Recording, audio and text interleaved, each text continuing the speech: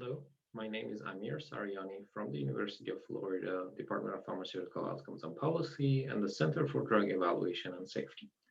Today, I have the pleasure to briefly discuss our recent work published in Epidemiology that aimed to evaluate the utility of pharmacoepidemiology methods and real-world data to study hormonal contraceptive failure.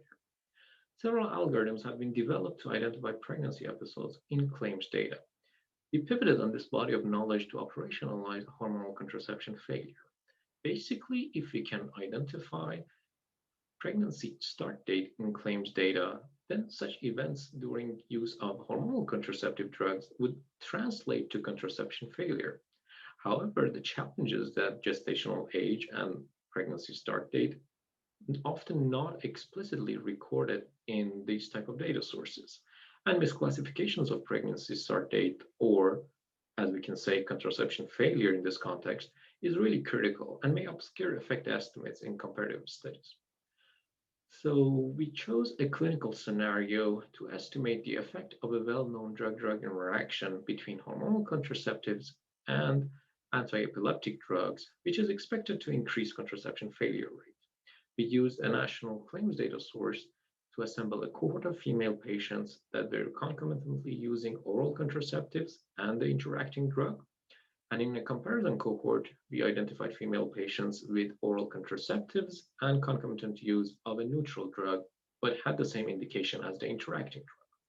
We followed these patients from the start of their concomitancy episodes and measured contraception failure with algorithms previously established in validation studies and claims data.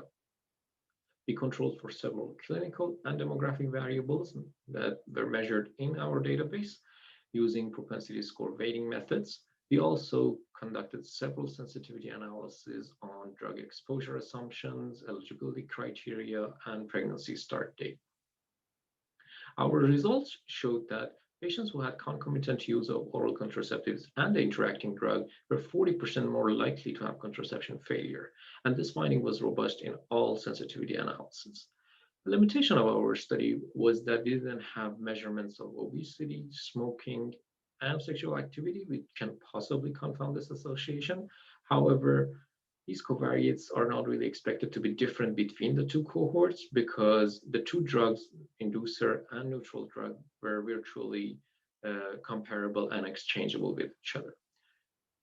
At the end, I would like to say that we really think that this pharmacoepidemiologic approach has tremendous value in comparative effectiveness studies on different dosage forms, active ingredients, dosing schedules, and also to understand the impact on certain drug-drug interactions on hormonal contraceptives. This type of evidence can inform choice of contraceptive for healthy women or females that have medical conditions and need to use drugs that might be interacting with their hormonal contraceptive.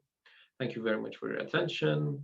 We hope you enjoyed the paper, and please feel free to reach out to us if you have any questions. Have a good day.